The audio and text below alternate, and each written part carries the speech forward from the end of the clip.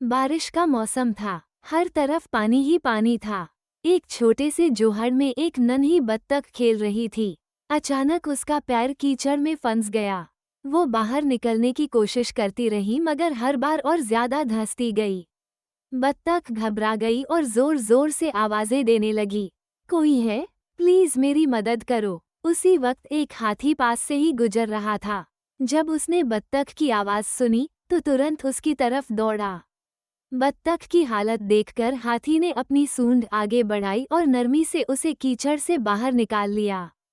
फिर उसने अपनी सूंड से हल्की हवा चलाई ताकि बत्तख सूख गई। बत्तख खुशी से बोली, शुक्रिया हाथी भैया, आप नहीं होते तो मैं यहीं फंसी रह जाती।